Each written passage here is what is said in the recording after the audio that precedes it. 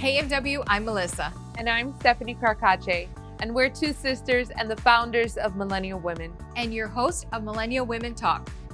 Dr. Will Cole is a leading functional medicine expert. He consults people around the world, specializing in clinically investigating underlying factors of chronic disease and customizing health programs for thyroid issues, autoimmune conditions, hormonal dysfunctions, digestive disorders, and brain problems. Dr. Cole was named one of the top 50 functional medicine and integrative doctors in the nation, and is a health expert and course instructor for the world's largest wellness brands such as mindbodygreen and Goop. Welcome, Dr. Will Cole. Dr. Will Cole, we have been following you for such a long time. Yes. We are fans of your book, and we just want to first say thank you for the work that you do because it's so important, and it's really an honor to have you on our show today, so welcome. Thank you so much. Very kind of you. I'm excited to be talking with you. Amazing. So you are a functional medicine practitioner. What is that exactly? What the heck is that? So a functional medicine, evidence-based, in short, if I had to be as succinct as possible, it's evidence-based alternative medicine. So the Cleveland Clinic is a conventional, medical institution, but they have a functional medicine center. All the doctors at the Cleveland Clinic's functional medicine center is trained by the Institute for Functional Medicine, or IFM, and that's who's trained myself. So I have a concierge functional medicine telehealth center. We actually started one of the first functional medicine telehealth centers in the world, consulting people via webcam like this. For over 12 years, that's what I've been doing. So we drop ship labs to them. We are guiding them from a functional medicine perspective.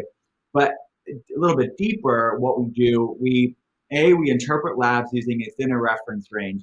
So anybody that's listening or watching this now will know when they go to their general practitioner or their primary care physician, they'll get their basic labs and then they're being compared to this reference range. So that reference range is based largely on a statistical bell curve average of people who go to labs. And people that predominantly go to labs, sadly, are people with health problems.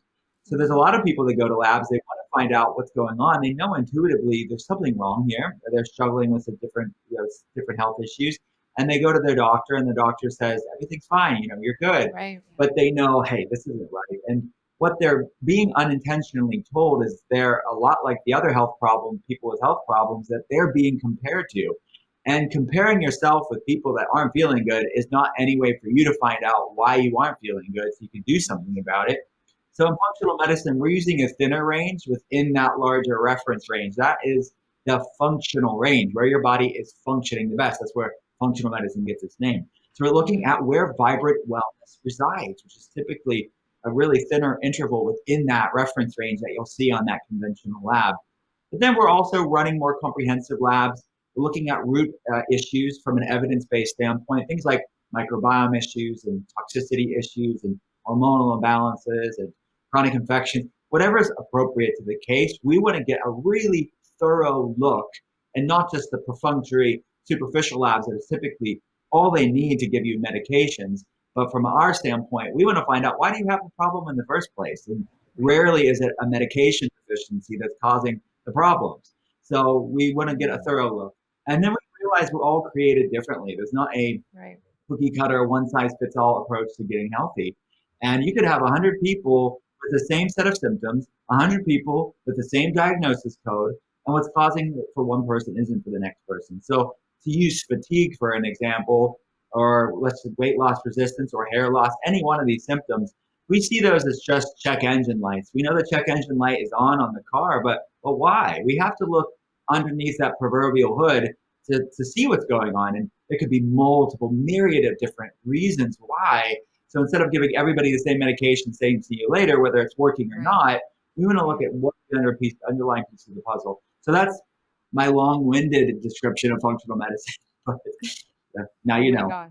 It's amazing. Okay, before I get into my own personal story, I really want to know your personal story in the sense of growing up. I mean, you always think like doctor, so you always think like conventional medicine. Like, how did you even stumble upon what I would even say is really going to be the the new way of practicing, to be honest, because I think this is really exploding, that you don't have to go the conventional way and more the natural way of kind of what you're explaining about functional medicine is really, I think, more beneficial for us. So how did you, when you were growing up, like, how did you even stumble upon it? How did you know, like, hey, I'm not going to be that type of doctor, I'm going to be this type of doctor? Like, can you tell us a little bit of your personal journey? Yeah, I mean, it started for me very early on in being interested in health and wellness. I was a weird kid, I guess. In hindsight, it was strange. But, but I grew up in a home that was interested in health and wellness. My dad was actually a bodybuilder, and he was into that fitness world and was Mr. Pittsburgh in the 80s and 90s Oh, and did wow. those competitions, right?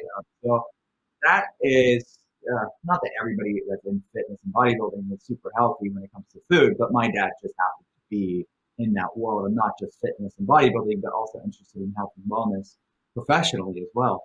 So that formed really early on as a kid. I thought it was normal to have your dad like lubed up with baby oil and turquoise Speedos, like in these competitions, but it turned out it wasn't normal. But I would go to the health store and shop it. I mean, look, in the 90s, there was not tons of choices when it came to like different types of healthy food. So it was what it was at that point. But then that evolved to be more than just at what we ate at home and what we learned at home about health and wellness. It was something that I wanted to own it for myself. I wanted to be trained in this myself. I really and kind of have a relentless personality in the sense that when I really like something, I'm really passionate about something, I just wanted to really focus on that. I don't know if you guys know about the Enneagram, but anyways, there's personality types. If I know about the Enneagram, I'm a five, Enneagram five, and it's animal, it's owl, if it tells you anything about my personality. So I just am a voracious learner and researcher, and that's what I really like to do. So then that evolved to me wanting to be formally trained in this, where I went to Southern California University of Health Sciences in Los Angeles, which there are MDs and DCs and acupuncturists and oriental medicine doctors and nurse practitioners and all different modalities. And another word for functional medicine is integrative medicine. So then that evolved to me really wanting to be focusing solely in functional medicine, not just in health and wellness generally, but more specifically in this field of healthcare. And then I graduated and we started a telehealth center from the beginning because there was a need for it. I was be writing about this or speaking about this, and there'd be people in different states or different countries that wanted a functional medicine perspective on their case. So me thinking about telehealth would be the future of health, I wasn't really thinking about that as like this grand plan. It was just, no, this person in Idaho or this person in the UK needed a functional medicine perspective. So we just needed to do it via webcam. And now, obviously, in the time that we're living today, 12 years ago, it's obviously more common. But this has been my day job, again, 8 a.m. to 6 p.m. for the past decade. So that's how it came to be. It was never anything other than this for me. It was just definitely my lane and my focus and my passion. That's awesome. I love that. I love your story. You know, it's funny. We grew up, I wouldn't say we grew up healthy. So we grew up Cuban and we ate a lot of fried things. Cuban. We're Cuban. Well, yeah, we are Cuban. We grew up Cuban. So that's our heritage. So we ate a lot of fried things, a lot of rice, a lot of bread, you know, a really good food, right? But one thing that was very common was the medicines and stuff like that. Our mom was like, if we needed to take a Tylenol, it was like if it was bad, like a really bad headache or a fever or something that we needed it, right? So she really steered clear from those types of things. But when we're talking about functional medicine, when we're talking about 2020 and moving forward and how this is going to look, right? I feel like it's sort of marrying the two where you can kind of enjoy life a little bit, but still choose things that are beneficial for you. One thing I have learned and seen is that in functional medicine, a lot of people are saying they can cure a lot of things. I don't know how accurate that is, but like, for example, depression or anxiety, heart disease, diabetes, you know, do you believe that this type of medicine can actually cure these famous illnesses that a lot of people, at least in America, have? Yeah, so the answer to that is I'm very specific about the words that I use. I mean, to say cure, I think comes with a lot of, it's a highly charged word. Yeah. And I don't know that's the right word for it. I don't know. I think sometimes people can use those words very flippantly and cavalierly, and it's not the right word to say it. But what I would say is the vast majority of cases, in almost every case, things like depression and anxiety and autoimmune conditions and diabetes, metabolic issues, heart disease, cancer, what do these have in common? These are largely lifestyle driven. There is, of course, genetic components to all of those things. But the majority of them, even though there's a genetic component to it, that genetic predisposition is actually being triggered by lifestyle things. So the old thought was that, if my mom had it, or my dad had it, or this is my lot in life, and this is just my diagnosis. And now we know that genetics play a part, but it's not the majority of it. So instead of it being this predestined sort of, this is your lot in life, genetics is largely like a light switch that can be downregulated or upregulated, that turned on and turned off based on lifestyle things. So yes, all the things you mentioned are largely overcomable, reversible, supportable, improvable, manageable things through functional medicine. The problem is, within the paradigm of conventional medicine, it is quite an accurate statement for that conventional doctor to say, no, this medication is the option you have. Yeah, that's relatively true, but not absolutely true. It's relatively true within a system where they're trained to diagnose a disease and match it with the medication. So within that paradigm, they're telling you the truth. There's no reversing. There's no improving these issues other than managing it with a medication, these disease-modifying drugs. Yes, relatively true, but not absolutely true. Because the full truth is that if you shift the paradigm to actually getting to the root cause of why you have the problem in the first place, these are my job as a functional medicine practitioner, is to get this person as healthy as their body's capable of. And for some people, it's 50% better. For some people, it's 70% better. For a lot of people, it is 100% better. So we're all different against different things. But my goal is, what can we do to move the needle in a positive direction? And for the vast majority of people with these chronic health problems, there's a lot of influence that we wield through our lifestyle. Right. And like for those that can only go 50% better, is it because is it too much damage already to the system where you can't go all the way to 100%? Like, what does that look like? Yeah. And those people that are 50% better is actually quite astounding. They're some of the most grateful people, because they are people that are very, very, very sick, and they've tried everything that they know there's no cure for it, right? They don't even expect that, but they want to live as healthy as they can be and reclaim their life. So yeah, sometimes it is things that are damaged, like with autoimmune conditions, for example, that are severe. I'm used to really complex cases. So there are cases that they have had, let's just say, MS for decades, and they're in a wheelchair. To say they're going to be 100% better is quite a statement. Now, I don't want to underestimate what the body's capable of doing. And of course, there are really amazing cases that can reclaim their health, and I know them personally. But to say that to everybody is kind of a very broad, sweeping statement that should be pulled back a bit, because everybody's different. And there's some things that are damaged because to use that example as autoimmunity, that there's not enough regenerative capacity that's going to do it, but you can still dramatically improve their quality of life and their health overall. Yeah. Wow. It's so interesting when you're saying because I personally had this experience. So I was diagnosed with Hashimoto's disease. I think it was like 4 years ago. And I mean, it took a long time to even know what was wrong with me, because and we'll definitely get into it. It's like when you kind of say your symptoms, you're like, well, just sleep, more, or diet. How many times did I have to, you're not exercising enough. But when I finally got diagnosed with Hashimoto's disease and they put me on Synthroid, I definitely struggled a lot with that. In the sense of I was, I guess, pulling up my energy, but it was making me a bit wild, I would say, hormonally wise. And I remember asking my doctor, am I going to have to be on this pill forever? When can I stop? And he was just like, no, this is going to be for the rest of your life. And that was hard for me, to kind of to accept that in a way, especially knowing how much I was struggling hormonal wise, and I feel like I still struggle sometimes with that. And I always blame it on the synthroid because I'm like, that's just the synthroid. It's making me crazy.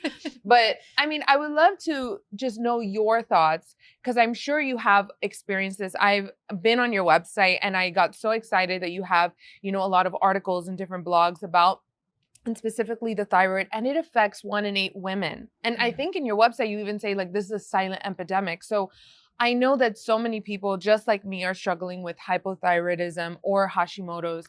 Can you heal it? Do you have to be on like a hormone replacement such as a synthroid? Like, what are your thoughts on this? Yeah, it is really one of our top patient bases people because it is so common. It's the most common hormonal problem there is really, and it's the most common, specifically with autoimmune thyroid cases. It's the most common autoimmune issue too, Hashimoto's disease and Graves' disease to a lesser extent. But autoimmune thyroid problems are very, very common. They were the first discovered in science over 100 years ago, so they're very well researched, very well understood. Typically, they're not tested for in the West because, going back to that earlier statement, it's superfluous from a conventional medicine standpoint. They're going to get Synthroid or levothyroxine or some other thyroid replacement hormone. So if it's not going to change the treatment in the conventional setting, why would they run a test to find out why you have the problem in the first place? Right. So from a functional medicine standpoint, it's certainly important because, and most of my patients actually had to ask for the antibody testing. So they asked for their doctors before they met me. So they know they had Hashimoto's, but it's not because the doctor ran it as a conventional standard go-to lab, even though I know there are some more progressive thinking doctors that do test for that. But even if they did test for it, there's really not an action step for it in the conventional setting. So the answer is it depends. It depends on what that person's up against. It depends on how much their immune system has destroyed. If they do have an autoimmune thyroid problem, meaning their immune system's attacked the thyroid. So many people that catch it early on, that when they run an ultrasound, their thyroid's basically all intact, but their body is creating some autoimmune response. There's a high chance that with time and dedication, they can reduce and eliminate their thyroid replacement hormone, and their doctor's able to reduce and eliminate that. So that's just consistent working on their physiology, on their health. Then there's some people that you run an ultrasound and the thyroid is kind of ravaged by, it looks like, Swiss cheese in many ways, where their immune system's destroyed a lot of their thyroid. And at that point, they still have to deal with their health. They still have to deal with the autoimmunity because they're at an increased risk of other autoimmune issues if they continue to let the inflammation run wild. Because remember, the thyroid wants to work well with Hashimoto's. It's just being attacked by the immune system. It's an autoimmune condition attacking the thyroid, not truly a thyroid problem inherently or primarily. So it depends on what the person's up against, how fast they're catching it, how much damage has been done, and a myriad of other factors. But then there are other thyroid problems that are not autoimmune too, that need to be explored as well. Under conversion of the thyroid hormone, meaning the conversion of T4 to T3, there could be high thyroid resistance, there could be hypothyroidism secondary to pituitary hyperfunction. Basically, the brain's not speaking to the thyroid. Now, that could be completely independent from Hashimoto's disease or autoimmune thyroid issues, or someone with Hashimoto's could have more than one of these things. So all of this stuff needs to be taken into consideration. And again, my main goal is let's find out what's going on. We have to know what we're dealing with, do something about it. But then when we do something about it, let's get this person as healthy as their body will allow. It's not a quick fix, but for some people it is 100%. For some people it's 70%. But somewhere in that upper bracket of what their body's capable of doing, that's my main goal. Yeah. Wow. So when you're talking about these autoimmune diseases, especially, and things that conventional medicine won't tackle, which like your lifestyle, right? Outside of just telling you get on a diet and exercise, and you're like, okay, you go home and you're like, what do I do? What are kind of like I know every patient that you help is individual, but what's kind of like your basic lifestyle? Like, do you have a preference for types of exercises, like on a personal level? Like when they told me, like, I was like 50 pounds overweight of where I am right now. And it was just not budging, Dr. Wilco. Like it was not budging at all. And I was like going to like Orange Theory, like doing high intensity, like calorie deficit, high intensity workout wasn't doing nothing for me. And then when I switched over to doing like Pilates and lower intensity, it actually, and for even shorter amount of time, I started dropping weight. So it was like very interesting, that journey. What are some of the things that you've seen in your clients that you like to recommend when it comes to just lifestyle changes in eating and exercise? So if I hung my hat on one way of doing food or doing exercise, like you said, like you'd be proven wrong all day long doing what I do. So Right. I do keep an open mind to the fact that there are so many variables to take into consideration. It's not the sexy answer. It's not like the social media answer to Right. say context matters. But it's definitely true. In some ways, maybe it should be refreshing for people that are doing all the things but are still struggling. That is proof of what we do in functional medicine, that just because something's healthy, just because something worked for somebody else, doesn't necessarily mean it's right for you. And a lot of the things that my patients say, like the sentiment is said in different ways, but the sentiment is whatever advice there is, I have the opposite reaction. That's a very common autoimmune thing that people say. Totally. And you're not alone. You're Yeah. not alone. So to me, it's like what is up is down, down is up when it comes to that. But like some common truths is that they should decrease the amount of sugar they're having. If they're not doing that, they should start there. We all have different tolerance to things like sugar, but some people can have some and they're fine. But most people should decrease it dramatically, because that's going to disrupt the microbiome, which is the gut bacteria. It's going to raise inflammation. It's going to impact insulin in your hormones, increase oxidative stress. I mean, the list goes on and on. It's going to impact, really derail your physiology. That's pretty much any human being can fall into that category. Second thing is have more cooked things, lots of soups and stews. Most people's guts are really wrecked and they don't have the ability to digest foods very well. So even healthy foods can be really hard to digest. A lot of people are getting bloated and pain from eating salads. So Oh my gosh. salads like the picture of like what a healthy meal is. Have a salad. Have tons of salads. Well, tell somebody with gut problems. That's not fun. They couldn't have tons of salads. So you have to have lots of soups and broths and stews while your gut is healing. As your gut heals, you can have more raw things, no problem. But at the beginning, you're going to have to sort of repair your gut. And focus on things that are calming to the immune system beyond soups and stews. Healthy fats are one of them. Right. Things like avocados and olives, extra virgin olive oil, wild caught fish. Decreasing the sugar that I mentioned, decreasing grains is a good idea for most people. Some people can have some gluten-free grains, no problem, but decreasing the amount of them. Decreasing dairy is another good idea. Decreasing polyunsaturated fats. These are not all polyunsaturated fats, because omega fats are polyunsaturated fats from fish. But I'm saying that processed industrial seed polyunsaturated fatty acid oils like canola oil, vegetable oil, these industrial seed oils that are used a lot in different box things as well as restaurants. So those are the things. It's actually what I call the core four in the inflammation spectrum in my second book. That's the 4 foods that are most likely to drive inflammation levels up. That's sugar, grains, dairy, and industrial seed oils. So having less of those and increasing things like healthy fats and broths and soups and stews is a good starting place. That's so good. And it's funny because her and I think it was yesterday, we spoke about sugar and eliminating sugar. But then we were talking, I was like, but wait, but doesn't sugar come like sugar canes and it comes from the earth? And I'm thinking all these things. So can you have, like, for example, raw cane sugar, like in like I said, like I mentioned, we're Cuban. So I drink my Cuban coffee with a little bit of sugar in the morning. It's like kind of the same thing. So like if I drink it with raw cane sugar, is that good? Or is it should I just eliminate sugar altogether? Well, okay, we all have different tolerance to these things. Some people can have some of those more naturally processed sugars and they're fine. So you just have to look at how much you're having and how much glucose tolerance or insulin sensitivity you have. Right. Some people can't get away with that, and it would behoove them to go off of it at least for a while and then try to reintroduce it and see how you feel. So doing an elimination diet approach with sugar isn't a bad idea for a lot of people to consider. Or you could look for more whole food based sweeteners like honey, pure honey, maple syrup, even coconut sugar. I mean, these things have some minerals and things. And organic cane sugar technically has some minerals in that too. Okay. But I would just go for the most unrefined natural stuff possible.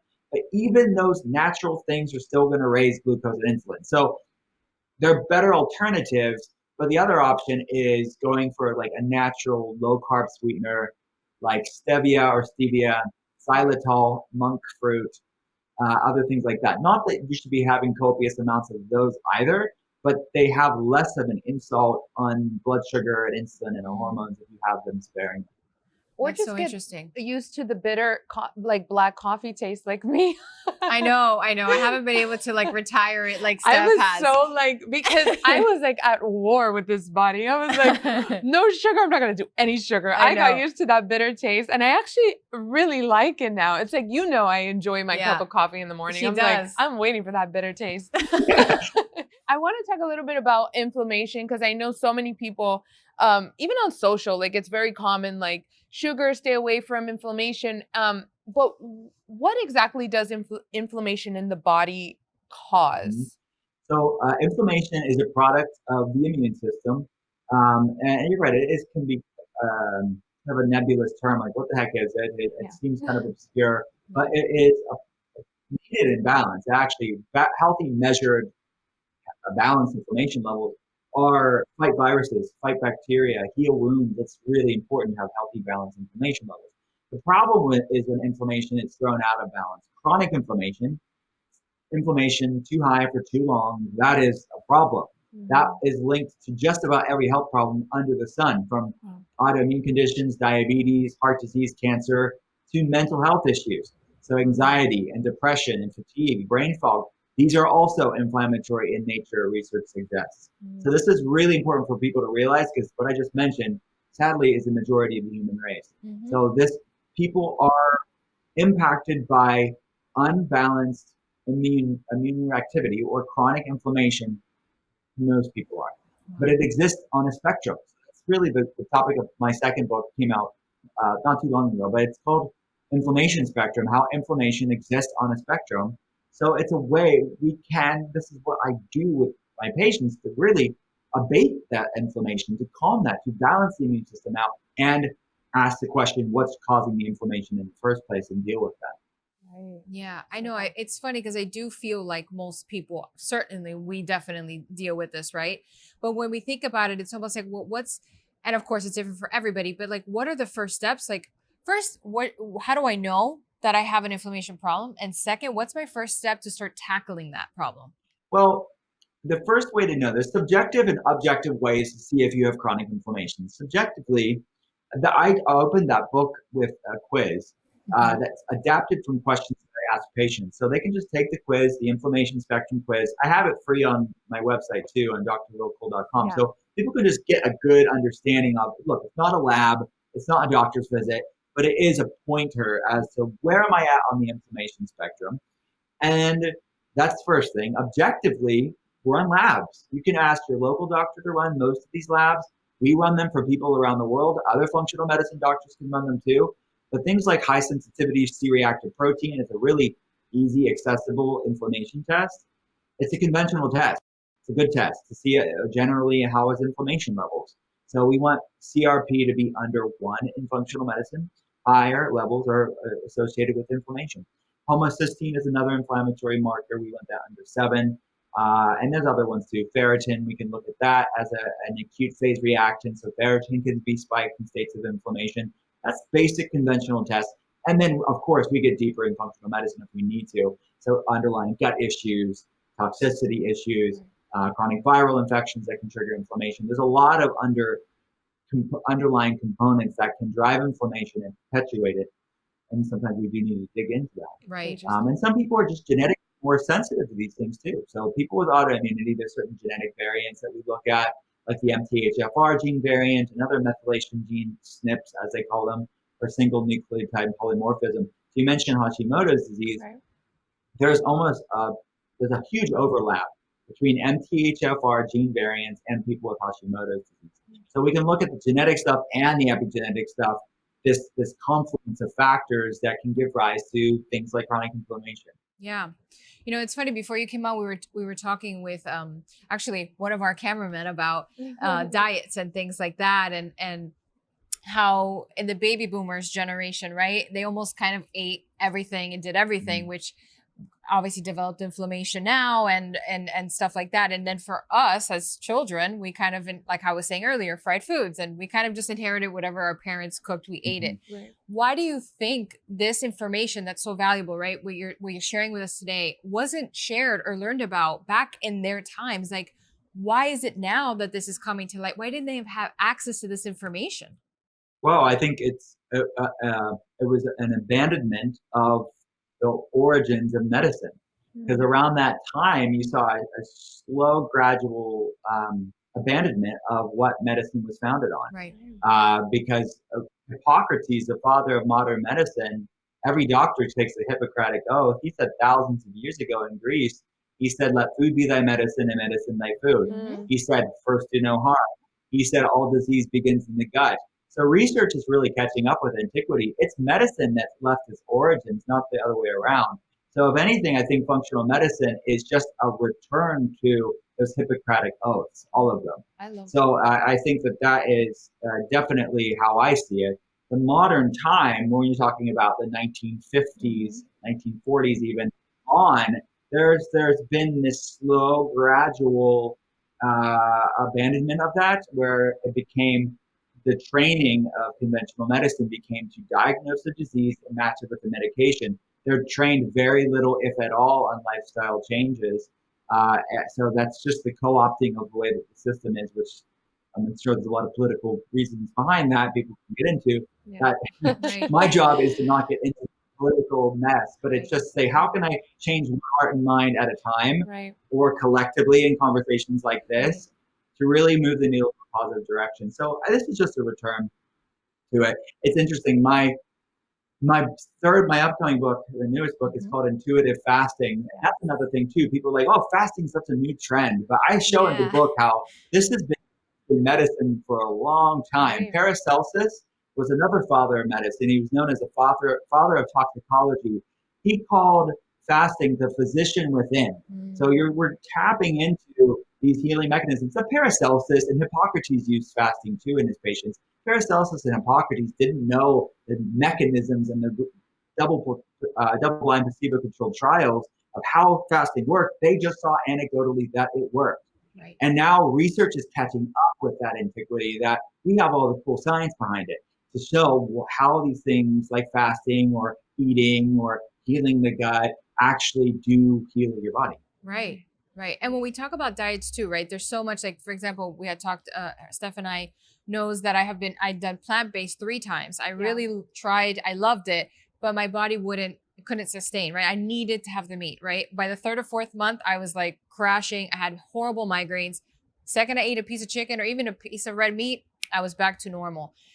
Do you believe that all bodies, right? Because they talk so much about plant-based. It's so good for you. It's so good for you. It's so good for you. But like, as a generic, and I'm sure I know what you're going to say, but I have to ask the question, what are sort of like, should we be testing different diets, see what works for us? Or is there sort of like a blueprint that we can get started in? Because really my intention for this question is, avoiding these long-term diseases, Alzheimer's, cancer, heart disease, diabetes, right? When I think about the diseases and I read about how it can be healed with food, I'm like, well, maybe plant-based is it, or I don't know. Like, is there sort of like a blueprint that you kind of, or a baseline that you give your clients, to sort of avoid these effects that could happen, especially here in America?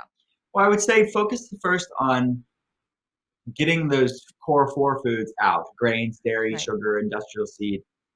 From there, you can move out. And at that point, depending on how unhealthy your gut is, you may have to have more soups and stews, which they can have plant-based, obviously vegetables, tons of stews can be fine with vegetables, but they're soft, cooked, pureed. And then from there, I prefer being more plant-based, actually. So I think that as long as you're repairing your gut and you're having a variety of these foods, and as I advocate in Ketotarian, in my first book, it says mostly plant-based for a reason. It doesn't say entirely plant-based, it's mostly plant-based. And same with intuitive fasting, which is kind of part 2 of Ketotarian. It's exploring using this clean, mostly plant-based ketogenic way of eating with intermittent fasting to improve your health. Yeah, absolutely. I don't think that that's a problem with being plant-based. I think you can leverage the benefits of being more plant-based, which is good for your microbiome diversity, like from a fiber standpoint. There's a lot of solid evidence showing that it's very healthy. It's agreeable for people, and you're avoiding a lot of junk food, which is a good thing too. But that's not to say that there are certain times in somebody's life where they are on different protocols to facilitate a goal. So, for example, I use a clean, well-formulated carnivore protocol for in some of my patients that have an insane amount of food sensitivities. Every plant food under the sun is causing a reaction to them. We've done all the other more easy to understand, easy to digest protocols, and even those don't work. So at that point, sometimes you do have to lean into it. So I use the carnivore diet as like the ultimate elimination diet for a time for people where it's clinically relevant. Does that mean I think everybody should be carnivore forever and ever? No, I don't.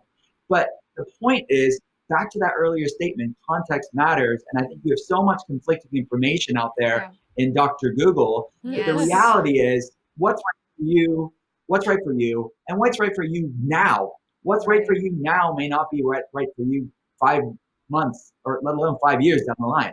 So keep an open mind and meet your body where it's at.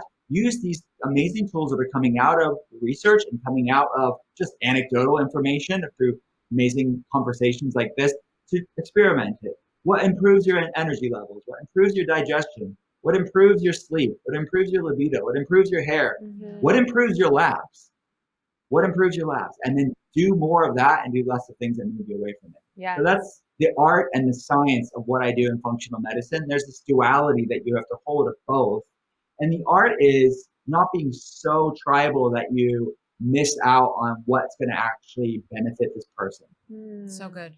How about supplements? Like, I know we're talking a lot about food healing the body, but what are your thoughts on supplements? So the food is first, as we talked about. I mean, you can't supplement your way out of a poor diet. You have to start with food. Food is medicine. Food will be your multivitamin. Your meals will be your multivitamin. Let's start there. But from there are some core supplements that I think most people would benefit from on top of a healthy diet. So methylated B vitamins are one of them. These are things like methylfolate, methyl B12, or methylcobalamin, a variety of different methylated or healthy source B vitamins, because many people have impaired methylation impairments and have their body's not methylating well, which impacts the immune system and hormones and detox pathways and the production of things like glutathione. So methylated B vitamins would be one. Vitamin D3 and K2, two fat-soluble vitamins. And I would add, honestly, true vitamin A in that too, or retinol. So I think a fat-soluble vitamin source of some degree, D3, K2 often come together. Things like cod liver oil can get you vitamin A. Organ meats can get you vitamin A too.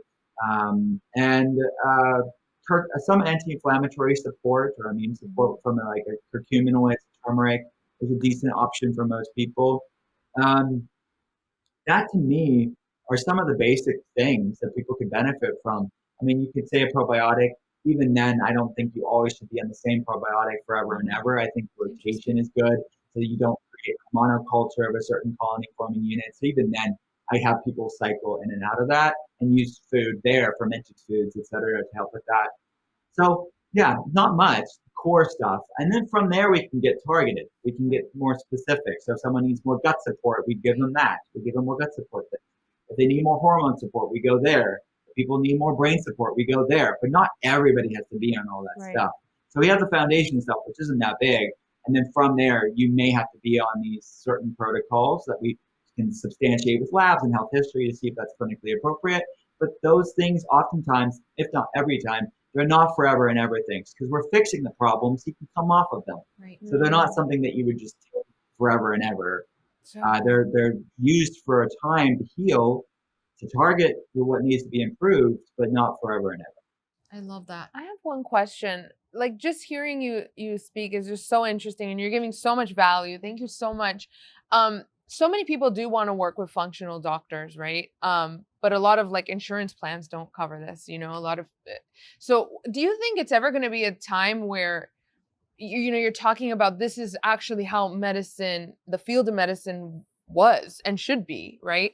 Do you think, and you're returning to it, do you think that, I don't know, like, what are your thoughts in giving this sort of practice to the masses, at least, here in America, which is where we are, where we can speak on, like, how do you see that actually happening to be able to, for every average person to be able to access this, to get access to this? Sure. So I mean, look, for 12 years, I've been consulting people online. The vast majority of them, over 90% of them, are middle class, working class people. Very rarely do I see like celebrities and super wealthy people. Our top patient base, to give you any idea of like professions of what are people I see, they are school teachers, they're nurses, people in healthcare. So school teachers, nurses, and engineers. But basic working class people, they do well for themselves, but they still have to work 9 to 5, actually way longer shifts than that for many of them. And they all have a few things in common. One, they all love spreadsheets. Those professions do. They want to what's the root of my problem? Like, how can I get this improved? Yeah. But they want to have agency over their health. They want to actually know what's the real reason why I have this problem, and they're asking questions. So that's what I'm used to. I'm used to people that are just not independently wealthy, but want to get healthy. Right. That's most of the people that I talk to. I love that. So I honestly think most of the time, and this isn't a popular opinion, but it's a priority thing for most Americans. There's, of course, exceptions to the rule. Of course, there's a vast need to make this more accessible. There's a vast need to make this more affordable. Absolutely. But most of the people that are complaining about functional medicine not being accessible, they're spending the money on things that are far more, luxuries that the rest of the world consider them very much luxuries. Right. So there are exceptions to the rule, but that's what I would say. It's a priority thing, not so much a price issue for most people. With that said, I am very much cognizant of wanting to make this more accessible, more affordable for more people. And we have a long way to go. One of the measures that we're doing is we launched a group class, which enables us, it's via webcam, it's a telehealth group class, enables us to lower the overhead. I can talk to 100 people in the same time frame that normally concierge one-on-one, I'm spending an hour and a half with one person. Right. So I can really use my time in a way where it lowers the cost for them, and I can still get them labs if they need it. I still can educate them. I still can be there for them. I'm talking to these people, the group class, I'm talking to them every week. Wow. So actually, but it's a lot more impactful because I'm able to talk to a Zoom room of like tons of people, educating them every week for 4 months. So it's a one way that we are doing to make this more affordable and more accessible to people. And all those people are middle class people. I mean, it's just, they're really awesome people, but it's really a cool experience to be a part of the health journey. That's amazing. Awesome. And I mean, you're helping so many people just, in your practice, obviously, but with your books, I mean, we've read your books and they're amazing. And the content you put online too is super, super helpful. So you're already making such a big difference. I want to talk to you a little bit about your new book, Intuitive Fasting. You touched a little bit on it earlier. I'm somebody who has seen fasting all over Instagram, and I'm like, it seems so intimidating and it seems a little bit scary, right? Because I'm like, I'm just not going to eat. What if I pass out? That's kind of like what I think about. Can you talk about your new book and also why fasting is so important for our health? Yeah, so fasting, as I mentioned earlier with Paracelsus, and it's been used medicinally throughout history. It was used obviously sometimes because of food availability, just out of necessity. But our genetics haven't changed in 10,000 years. But yet our world has changed very dramatically in a very short period of time when you look at the totality of human history and our genetics, which haven't changed in 10,000 years. Right. So eating more in alignment with what humans would have evolved with and adapted to is a good idea. So it's that physician within. It's been used obviously spiritually for many different, in Christianity, and during Lent actually started as fasting, in Islam with Ramadan, and Judaism and Yom Kippur and Tisha B'Av. So there's a lot of spiritual reasons for that too. Anyways, we are realigning ourselves with that physician within. And intermittent fasting or time restricted feeding is quite a flexible, the way that I advocated for it is really flexible. So it's nothing punitive, it's nothing arduous. I want people to really get to the place of, as the name of the book implies, intuitive fasting. So to actually know what their body loves and know what their body hates, to really get to a place of food peace. That's the goal. So I reference this concept in Ketotarian, but I really explore it in a deeper way in intuitive fasting of food peace. How can I really get to a place of intuition?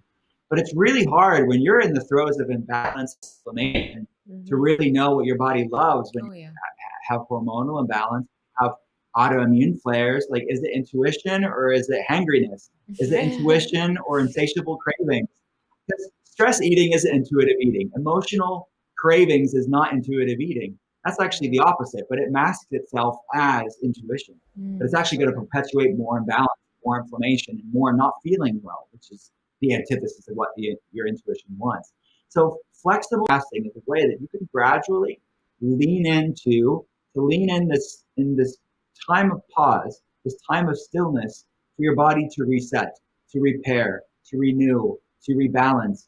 That's what we're doing. So I'm cycling people in the book through a 4-week, every week is a different type of intermittent fast. So we start off with a lighter one, and then we gradually get deeper and then lean back out.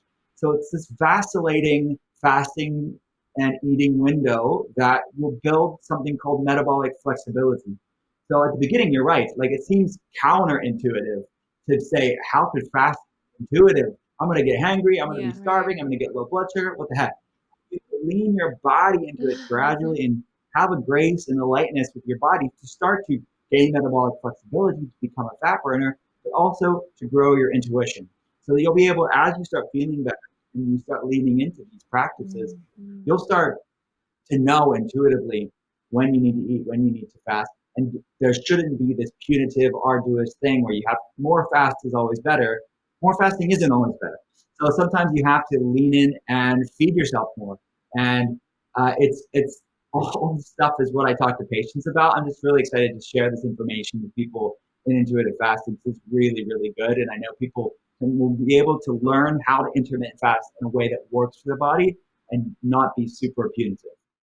I cannot wait for this book. Yeah. Well, we did get a little sneak peek. I will tell you, Vet sent us a sneak peek, and You forwarded it to me. I did, and I'm really excited to dive in.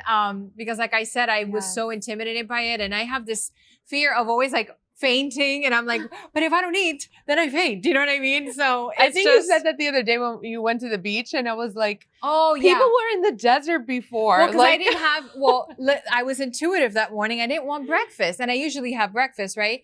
And I was like, I just don't want it. So I didn't have it, went to the beach. And then I was like, oh, what if I pass out because I didn't have breakfast? You know, it's just stupid things like that your mind just psychs you up for. But funny. I have been curious about it because I feel like it does benefit. And I do think that your body does need a reset. Would you say it's sort of like a reset for your body? Absolutely. So the 4 weeks, first week is a body reset fast. It's a lighter fast. Then we get a little bit deeper in week 2 for your metabolism. Week 3 is the deepest fast. It's an almost OMAD fast, which is an acronym that stands for 1 meal a day. So it's just done every other day for week 3. But you're really scary you. Maybe. You're scaring me. That's little by little, right? It's just for every other day for week 3, and then you lean back out. So think of it as a proverbial yoga class for your metabolism. Your yoga class, when you're starting yoga, it's probably really difficult. When you go into the gym, it's really difficult. Right. And you're like, how am I going to hold these poses? Oh my gosh, it's super difficult. But people saying, oh, I can't do yoga or can't work out, and they're a little bit sore from working out. That's like, and then say it's not for them. Well, it's like saying going to the gym isn't right for them. This is the same thing. Totally. You need to train your metabolism to stretch and contract, get stronger, get more flexible. And at the end of that yoga class, you have that savasana and you're laying back and you're chilling. Like, that's what I want people to get to, where they can have these bigger eating windows, but then go contract them. That ebbing and flowing mimics what humans would have done for a long time, and it gains metabolic flexibility, so you can become a fat burner, you can increase your brain function, lower inflammation levels, increasing something called autophagy, which is cellular recycling, sort of anti-aging pathways. There's a lot of cool stuff. I talk about the science, but we make it approachable for people in the book. It's so cool. Our bodies are amazing if we just give it the chance to do so. Yes. Oh, I that love was it. so good. I want to end it right there because that is so true. Yeah. Our bodies are amazing. I love it. Dr. Will Cole, you're just amazing, honestly. Thank you so much for being on our show today. And you really shared a lot of value with our listeners and our watchers today, and we are forever grateful. Thank you so much. Thank you so much for having me. Thank you for tuning in to today's episode. If you want to learn more about Dr. Will Cole, visit drwillcole.com. And don't forget to pick up a copy of his latest book, Intuitive Fasting, the flexible 4-week intermittent fasting plan to recharge your metabolism and renew your health. And don't forget to leave us a review and subscribe. This helps us bring you insightful conversations just like this to you every single week. We encourage you to continue on with the conversation. Keep being the strong, amazing woman that you are, and never forget to live inspired. Until next time, Always love, Melissa and Stephanie Carcache.